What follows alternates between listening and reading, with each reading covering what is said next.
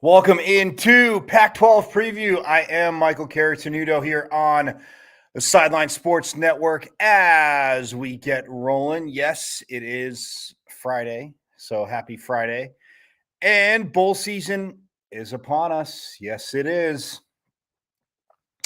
Getting closer to the college football playoff, which, yes, as you know by now, involves no Pac-12 team. But New Year's Day 6 and the first bowl games for the Pac-12 are tomorrow. I mentioned it, 2 weeks ago, but I also mentioned it on Monday, the Las Vegas Bowl tomorrow from Allegiant Stadium, home of the Raiders in Las Vegas. We'll see the 14th ranked Oregon State Beavers take on the 6-6 Florida Gators at 2:30 Eastern, 11:30 Pacific on ESPN. And then at 3:30 Eastern, 12:30 Pacific, yes, an hour later. So again, bowl season does that as we get crossover in games, but an hour later on ABC, the 9-4 Fresno State Bulldogs will take on the 7-5 Washington State Huskies in the Jimmy Kimmel LA Bowl at SoFi Stadium, hence the Jimmy Kimmel LA Bowl. So that is what we have on tap for tomorrow. And then the Pac-12 doesn't play again until Wednesday, December 28th, when the 15th ranked Ducks will take on North Carolina. The 8-9-3 Ducks taking on the 9-4 Tar Heels in the San Diego County Credit Union Holiday Bowl on Wednesday, December 28th. That is 8 o'clock Eastern, 5 o'clock Pacific on Fox.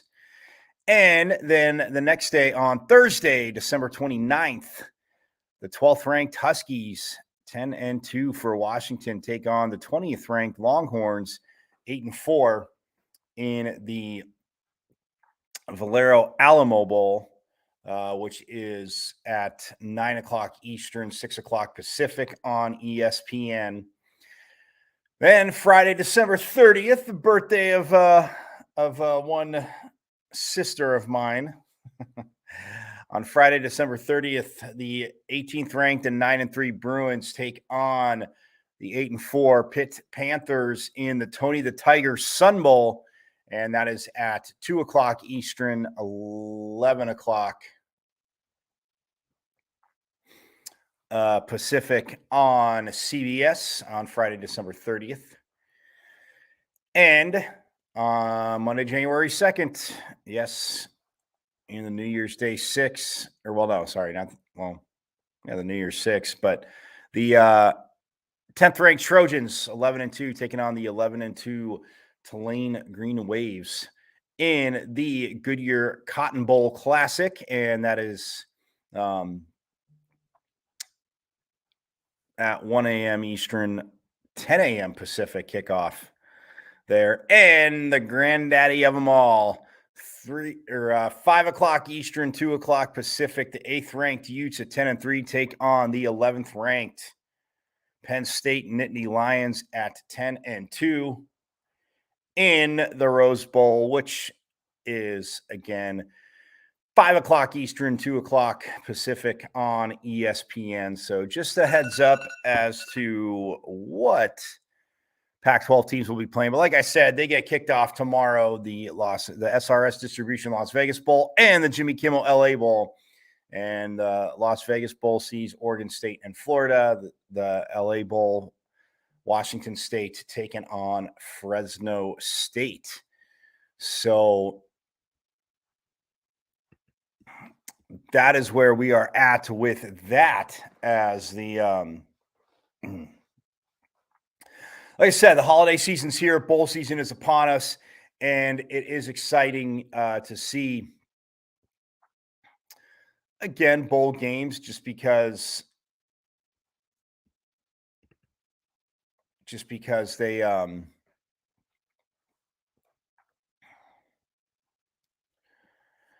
it's again, it is a reward, and they are exhibition games. And you're going to hear over the next few weeks, obviously, players that opted out, players that aren't playing. And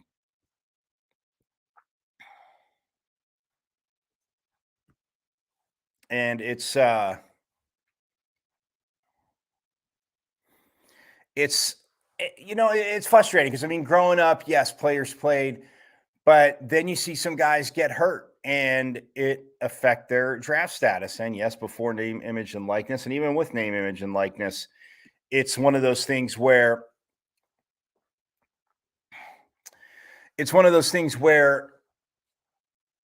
it's still affecting their draft status. And if they're not playing for a national title, fans were like, "Oh, I can't believe they're not playing." Well, I was always shocked it didn't start earlier, to say the least, because especially for players that were going pro, even if they were leaving after their third year. Because yes, side note for those of you, and yes, a lot of you do know, but NFL draft obviously a little different than NBA. The NBA draft and even the MLB draft is if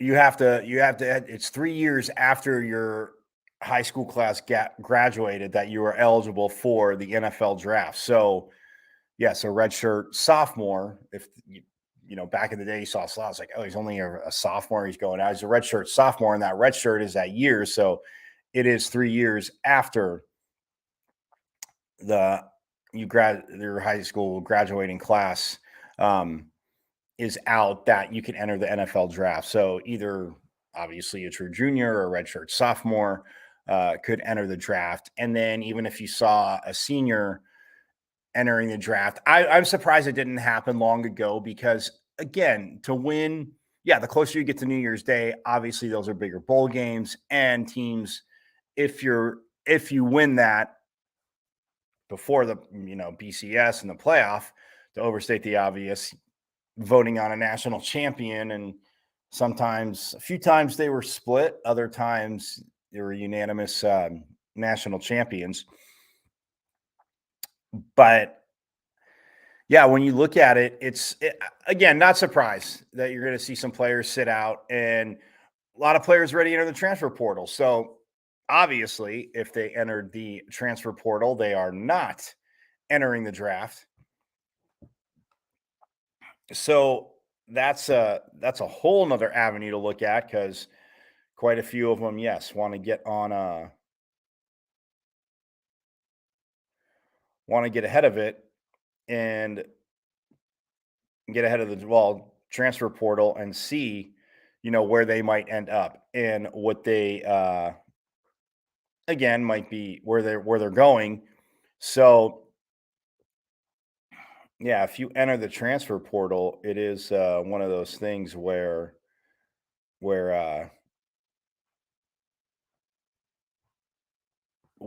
transfer portal and see where you're going to end up. But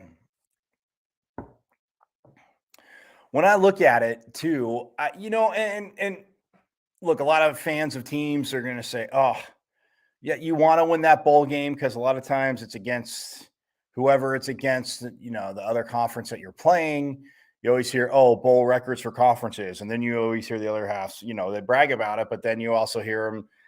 I always say, somebody talking on the other side of their mouth saying, "Oh, well, they really don't matter anyway." Well, again, it is an exhibition game unless it's for a playoff. So in the playoffs, semifinal or national title. So it's that fine line, but a lot of players, especially in this day and age, and I don't think fans, transfer portal wise, I could see fans obviously being upset. They don't want their best players transferring, but yeah, to sit out of the game and not play, excuse me, if it's Yeah, to sit out of the game and not play if it's not a national title game and you're going to the draft, you can't blame somebody. It's just, and they're like, well, they played all these games. And, when I hear the argument, and I mean, I made it before, but not really not really wholeheartedly. Like, oh, they played a whole season, they didn't get injured. You have a few weeks off between this game. For the most part, usually teams have,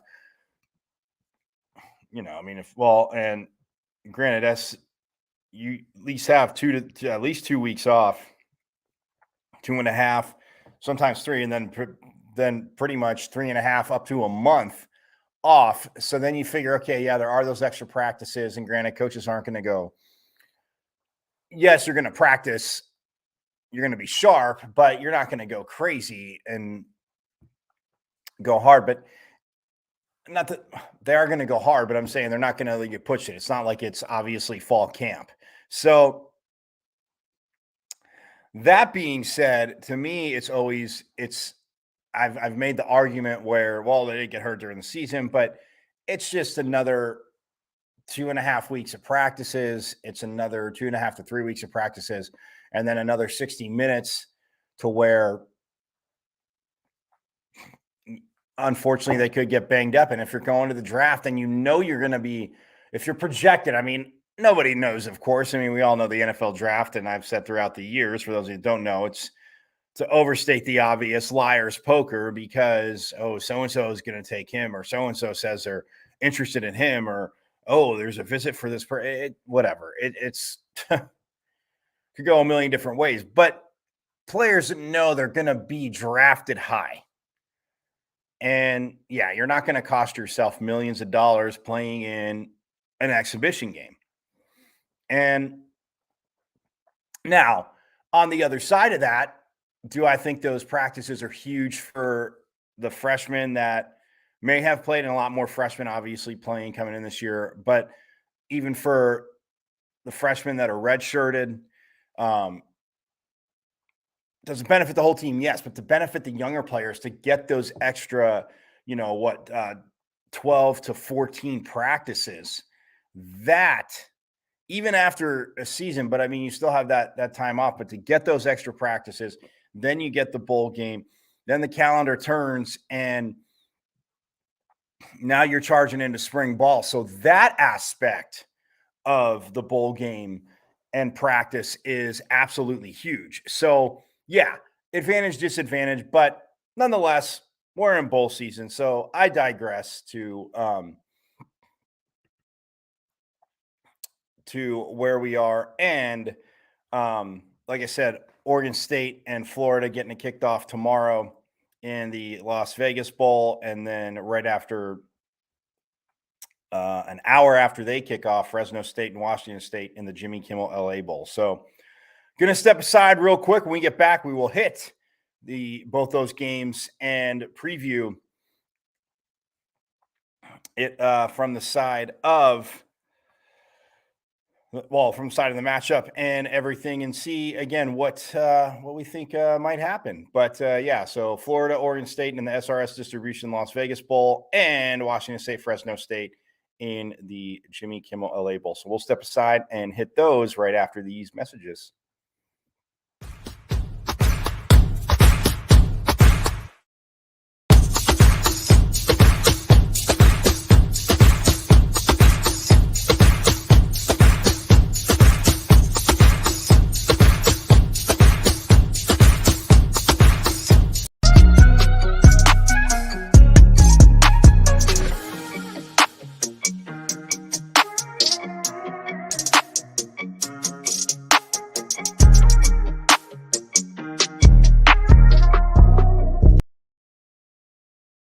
Welcome back to Pac-12 Preview. Yes, bowl edition of this. Yes, it is time to go bowling. Happy holidays to everybody, by the way. I am Michael Caratuno. Yes, at Diablo00 on Twitter is the handle. So please feel free and hit me up. Let me know what you again, any questions, any thoughts, your thoughts of these bowl games, how you think they're going to go. And if you're, annoyed and or frustrated with the players opting out to not play in bowl games. And like I said, if it's not for a national title, as much as I've always been the competitor and not to quit on the team, if I have a huge hunch and I know I'm going in the top 10 in the NFL draft, it's hard not to want to sit it out. But I also know the thousands and thousands of guys that have played the game. The thousands of guys that have played the game have totally been fine too. So that's one of the things where when you look at it for players that don't play in bowl games, you can see both sides. If they're playing and they're working hard, they're definitely not going to get chances are they won't get hurt. But if they do and you cost yourself millions, that's when you hear people say, see, all it's going to do is ruin it for, future players or teams in bowl games. But again, players playing for national titles, nobody has opted out. And I mean, big example of that. I mean, look what happened to Jameson Williams from Alabama last year. Alabama-Georgia game, he tears his ACL. He just made his NFL debut. Now, the Lions drafted him. He just made his NFL debut. And when he did that, his first catch was his first NFL touchdown. That's pretty cool. But again, he knew he was going to get drafted, and it could have cost him dearly. So, like I said before the break, I see both sides. I understand it, and I think that whatever the player does, you definitely gotta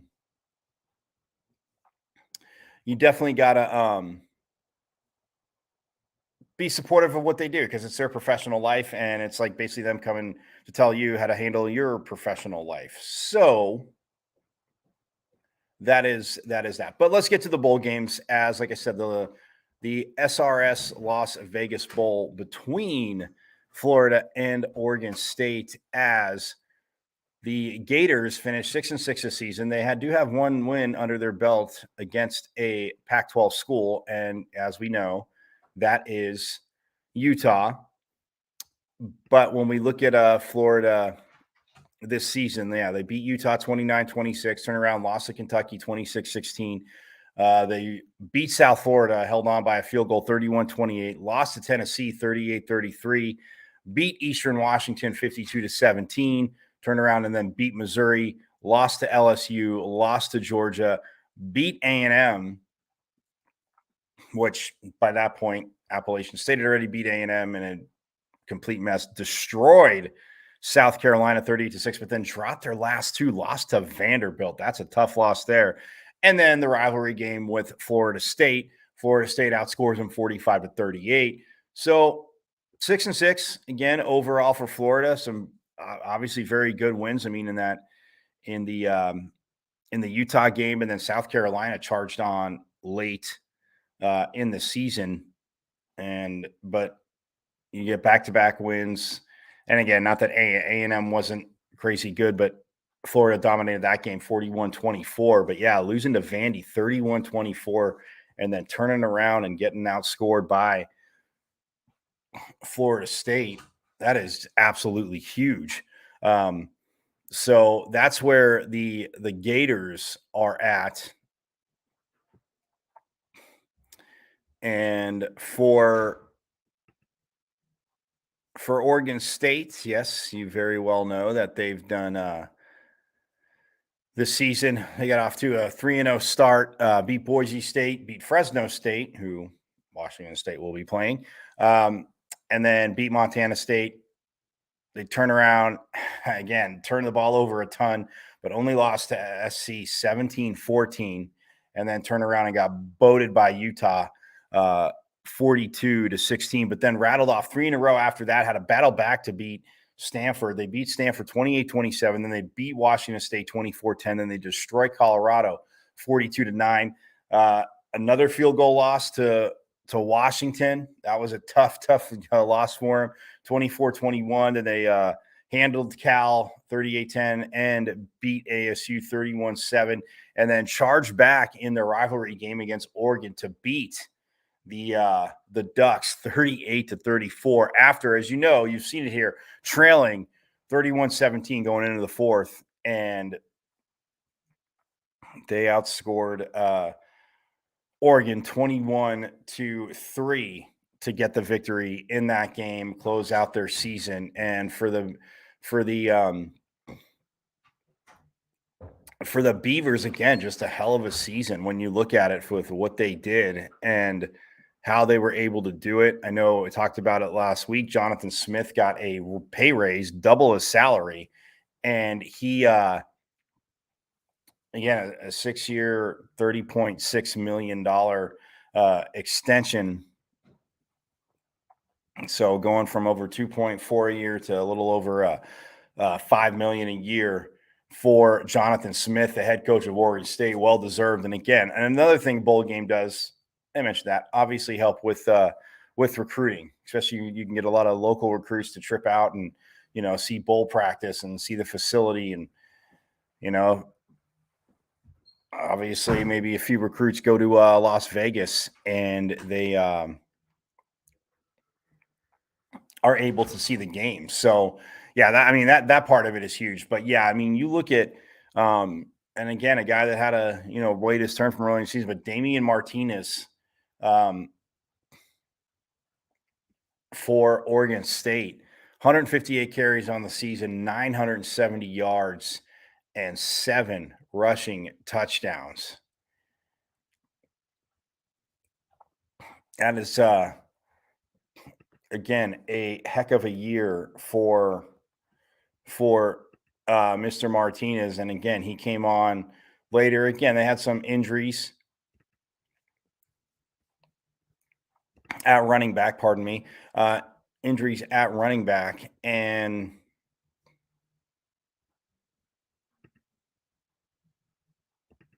he was able again to have his name and number called and deliver on many occasions. Obviously, like I said, 158 carries for 970 yards. That is one heck of a season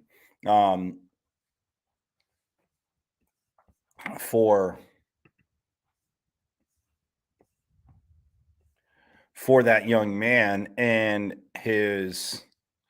for Florida, Montrell Johnson, his counterpart, 144 carries on the season for Montrell Johnson Jr., and 827 yards, 10 rushing touchdowns for him. And Trevor Etienne had 110 carries for Florida and 705 yards and 6 rushing touchdowns as well. So look, we know Florida wants to run the ball, and with what Anthony Richardson, their quarterback, can do as well. To me, it's again no surprise whatsoever at all that he is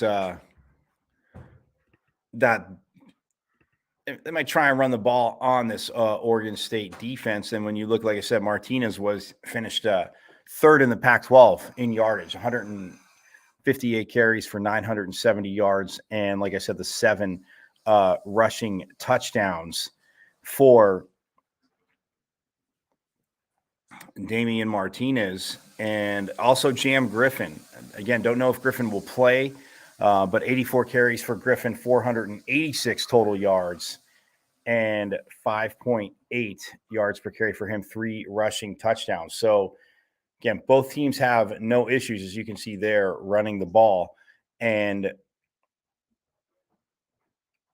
again, for a bowl game, people are like, oh, let's just have both teams throw it 75,000 times. And yes, I get it, but not what either one of these teams can do. So strength wise, again, it is one of those things where when you look at it, rushing wise, again, I'm pretty even. And with what these, offensive lines, both offensive lines. And like I said, again, we'll see. I didn't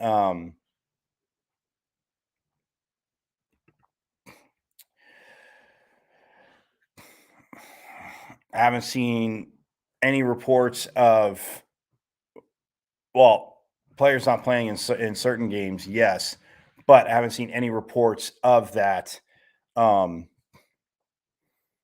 for this game. So I'm thinking we'll see Richardson and Ben Gulbranson, obviously the quarterback for Oregon State, who on the season is 109 for 176, and again he took over about four or five games in, and 109 for 176 to 190 yards, 8 touchdowns for Gulbranson on passing touchdowns on the season. So it'll be very, very interesting to see what happens there. But going to step aside real quick. And when we get back, we'll finish off this game and jump into Washington State and Fresno State here on Pac-12 Preview.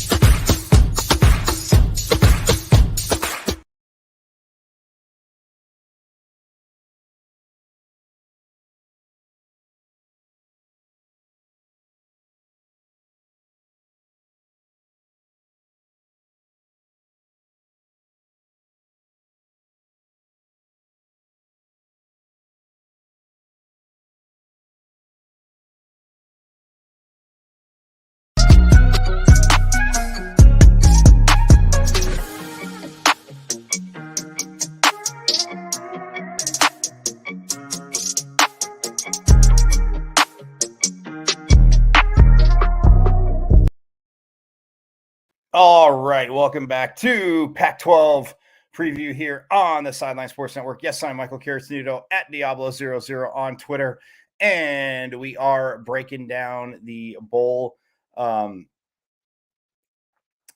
Oregon State, by the way, the Oregon State-Florida game in the SRS Distribution Las Vegas Bowl, which is at 2:30 Eastern, 11:30 Pacific kickoff on ESPN. Oregon State is a 10-point favorite. All right, -10. The over-under is 53 for those that like to, again, partake in that. And yes, just make it snack money. That's what I say. But yeah, -10 for Oregon State, over-under 53 in this game. And just talking about the running games, obviously, Damian Martinez, third in the Pac-12 yardage-wise with 970 rushing yards. Jam Griffin also had 486 rushing yards on 84 carries, 3 rushing touchdowns for Jam on the season. And for the Beavers, I should say.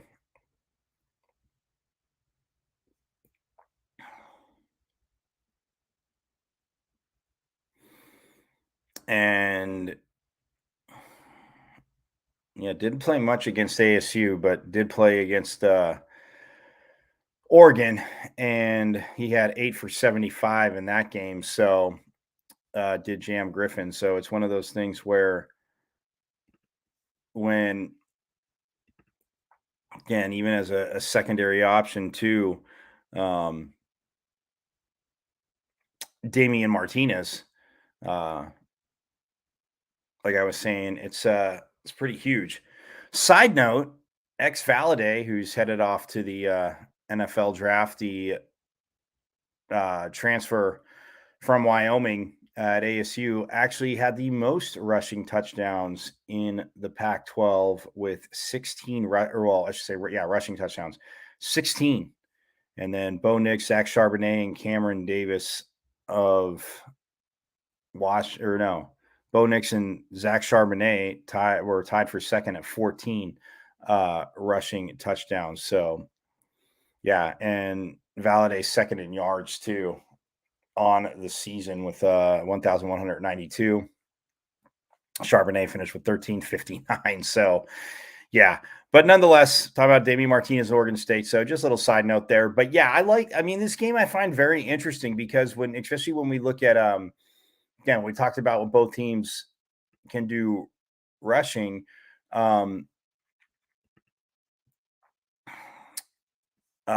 Receiving wise,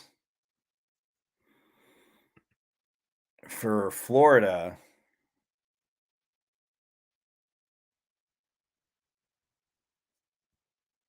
their top receiver, Ricky Pearsall, well, and transfer from Arizona State, actually. He had 29 catches on the season for 596 yards, averaged 20.6 per reception, and had 5 receiving touchdowns. He is Florida's top receiver. Justin Shorter, right behind him, had 29 catches as well. For 577 yards, averaging 19.9 per reception. And Shorter had 2 receiving touchdowns for the Gators, and Xavier Henderson for the Gators had 38 catches on the season for 410 yards and also 2 receiving touchdowns. So, look, Richardson, I mean, as the season went on, he got more comfortable. And yes, this young man can run. He is to say the least. I mean, his numbers for the season,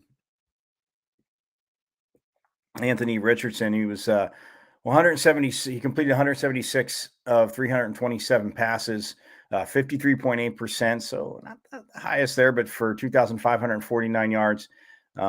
He did throw for 17 touchdowns, did have 9 interceptions, also did get sacked 14 times on the season, did Anthony Richardson. But I mean, getting comfortable with the receivers. I mean, transfer portal or not, Pearsall transferred over after ASU spring ball last year. So it's kind of summer and fall, obviously through the summer and then fall camp.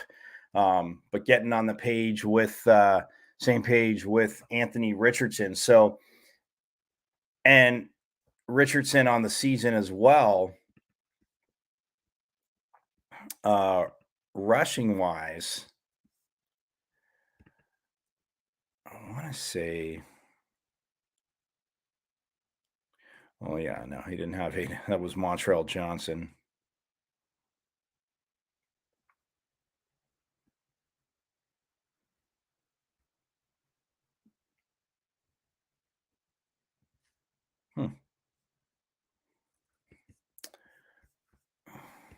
Anthony Richardson on the season.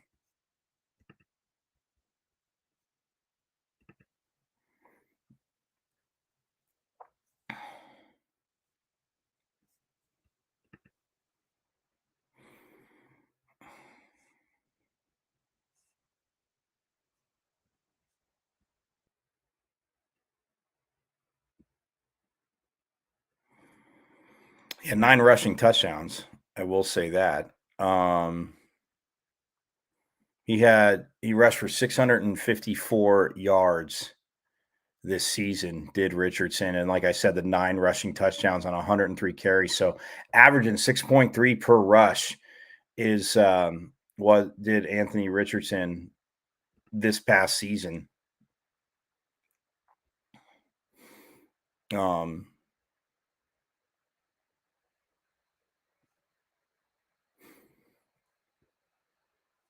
So again, to add that in, 26 total touchdowns for Richardson who is a sophomore, who looks like, possibly could be out for the bowl game. So I'll just talk about him, and now I just come across that. So, but nonetheless, if he doesn't play, we know that I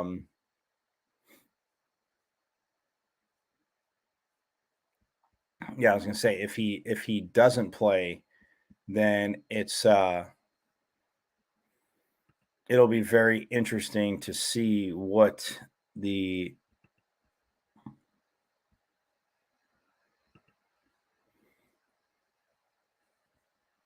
Gators do. And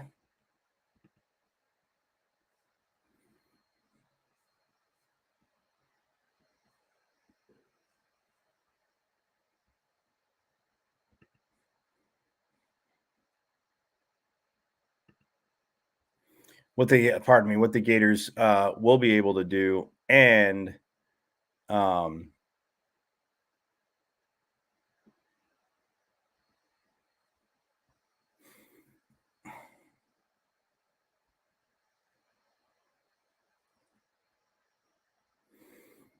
and then who would play in his place, if it would be maybe Jack Anders, Max Brown.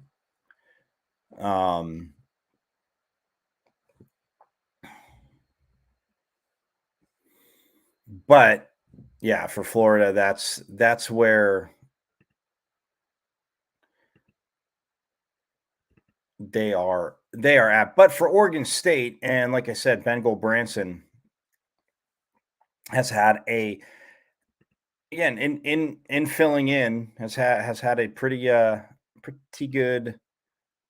good season for Oregon State. And when you look at it, I mean, obviously, compared to what quarterbacks that started all season long did, but Branson, again, 109 for 176, just about completing 62% of his passes, 1,290 yards, 8 touchdowns, did throw 5 interceptions, did get sacked 10 times, did Branson, but it just seemed, as the season went on, you would hope he'd have more of a grip of the offense if you're Oregon State. And it did seem that he started to do that for Jonathan Smith and the Beavers, who, like I said, finished 9-3, and only one loss was a blowout. Like I said, 6 points away from Oregon State being 11-1.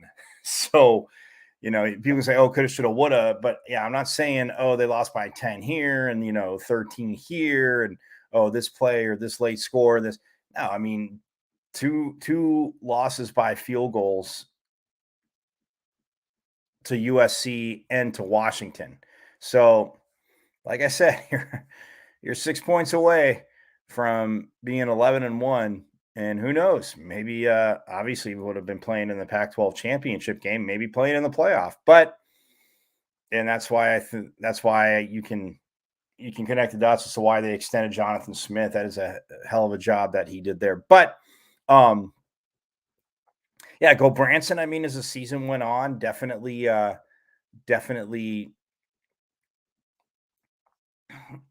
again, to me, got better. And when you look at this, when you look at this, it's for him and Oregon State. I mean, to get this victory, which Oregon State, according to the analytics, has a 57.1% chance to win this game. So,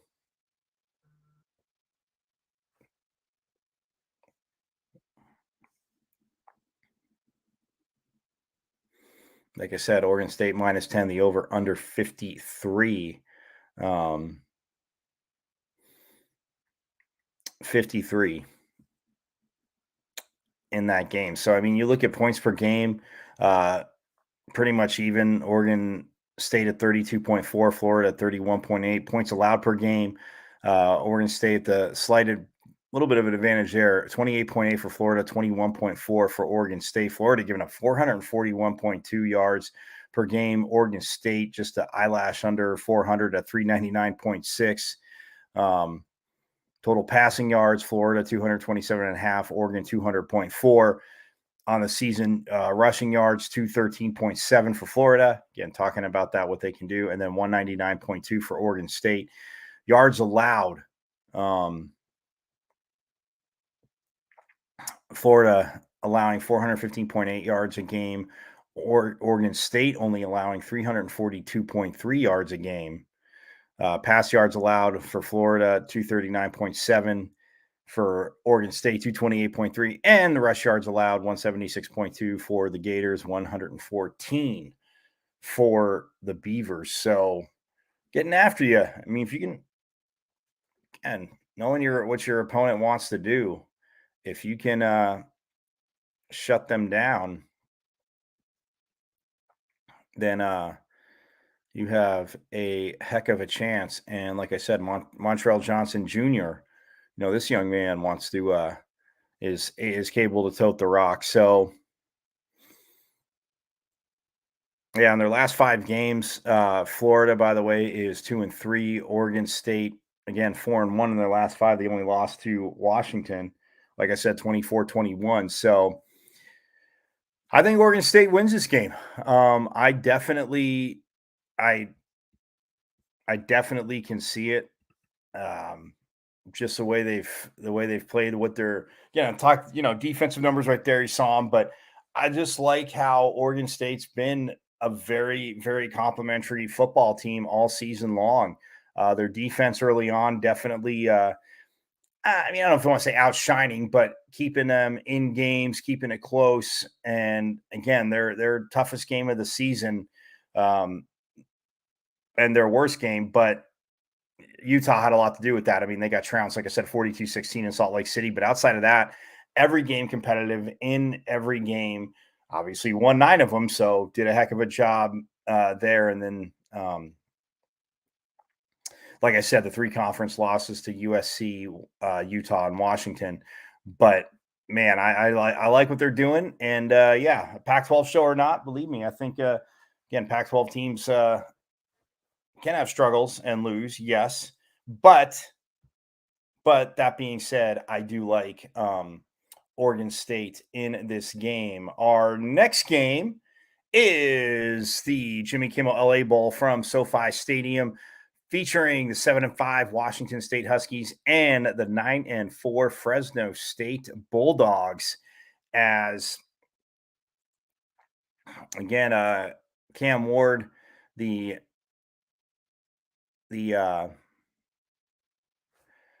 Washington State quarterback, 298 for 465 on the season, 3,094 yards, 23 touchdowns for Cam Ward, which he was 6th in the Pac-12. That's with those numbers. Again, 298 to 465, 64.1% completion percentage for him, 23 touchdowns to just 8 interceptions, and a rating of 132.9. So again, he has had a very, very solid year for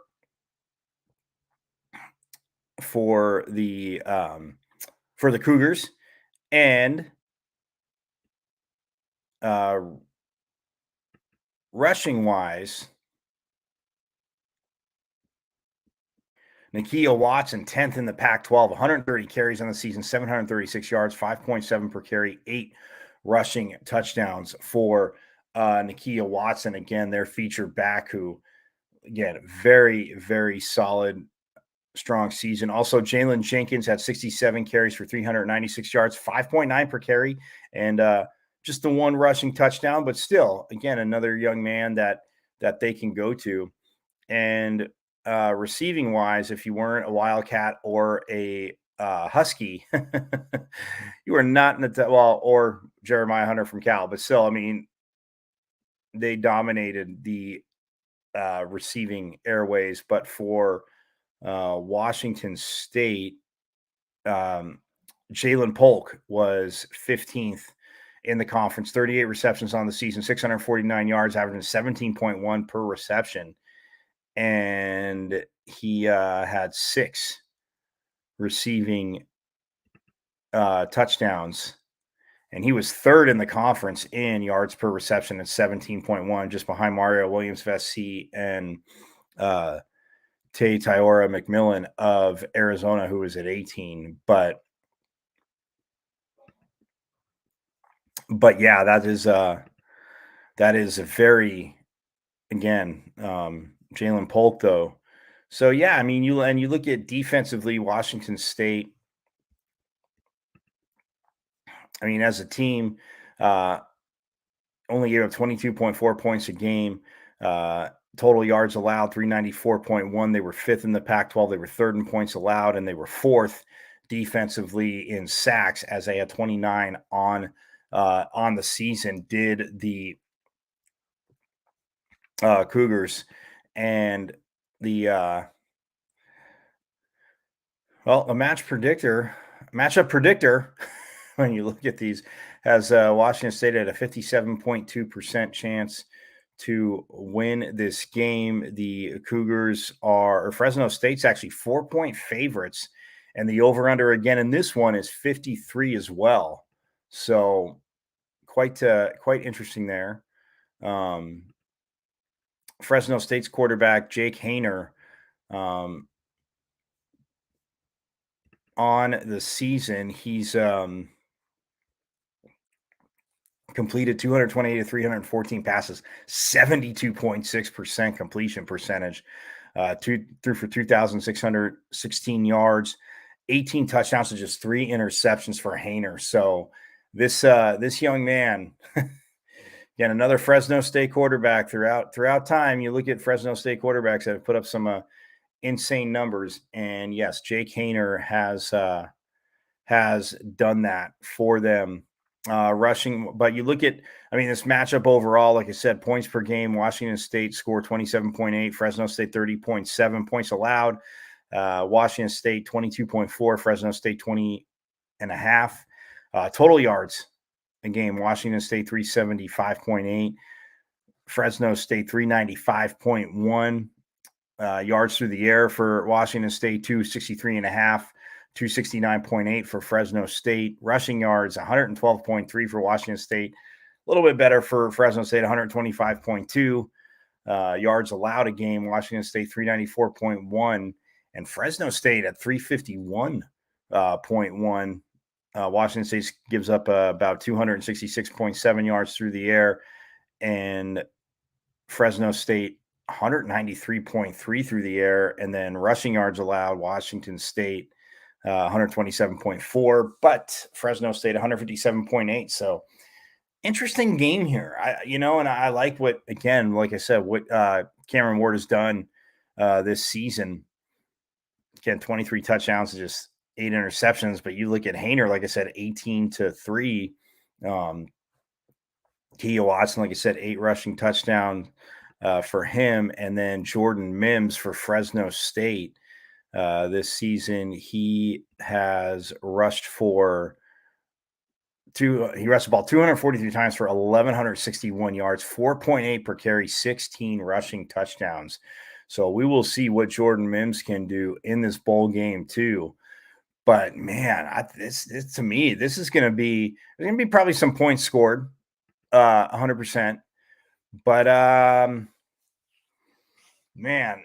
And I know Fresno State was 0-2 against the Pac-12 this year. Try not to go 0-3 on that alone. Again, I think it's going to be a very close game. I mean, Fresno State's 4-point favorites, but I think Fresno State wins this. I'm going to say like 35-32, 35-31, something like that. Fresno State wins this game. So, but yeah, for Washington State, actually, you know what? I'm going to go 35-32 Washington State. And this past week, going to end it on this. I know it's a tough note, but everybody saw Mike Leach unfortunately passed away. Heart issues, was reported had a major heart attack, and they were able to get him to the hospital, but just too many complications to overcome, unfortunately. So our prayers and condolences to the Leach family. Obviously, it's a tough time, especially the holiday season. But just again, what a character. Mike Leach, just an absolute phenomenal character. And if you've never seen him comparing the Pac-12 mascot battle, go to Twitter, just type in Mike Leach and Pac-12 mascots, search it, and just listen. The man had a funny side, but from a football sense, and I know we say it to the genius gets turned around too much, but offensively, what he did, his fingerprint of these spread offenses and what they have done in college football, and how a part of college football they have, but Mike Leach's offensive ideas, and what he did, what he built and installed, just absolute genius. And just again, I only got to be in an interview with him twice, and again, it was group setting, but just again, a very a very straightforward guy, had a great sense of humor. Everybody knows, a lot of people know the Bigfoot thing, and he says, oh, Bigfoot really doesn't exist, or does he exist? But please do yourself a favor, bring a smile to your face, and go onto Twitter and just search Mike Leach and Pac-12 mascots, because you will be entertained for a minute and a half of your life, and you will have a smile. And Mike Leach, again, obviously had the speed bump at Texas Tech, and there was the issue there, but just, you heard everybody talk about him, just a great man. And Gardner Minshew got obviously very choked up, said he would have been coaching by now if it wasn't for Mike Leach and bringing him to Washington State. So again, hug your loved ones, man. You always hear people say it in times like this, but you should hug them all the time anyway, as I do. But hug your loved ones and just be, again, happy they're there. But prayers and condolences to the Leach family. And again, may he rest in peace. Hopefully the Cougs, hopefully they get to honor him at their bowl game. But a man that, again, didn't play at the college level, but was the smartest person, one of the smartest person in the room. Undergraduate degree, graduate degree, law degree, thought he was going to be a lawyer, ended up being a lifelong football coach. So again, thoughts and prayers to the Leach family. Thank you, Coach Leach, for making our lives entertaining and enjoying a game. Yes, it is just a game, but enjoying it. So thoughts and prayers to the Leach family. Again, everybody have a great weekend. Again, enjoy the bowl games, enjoy your family. And like I always like to say at the end, forks up. I'll see you on Monday for Pac-12 review.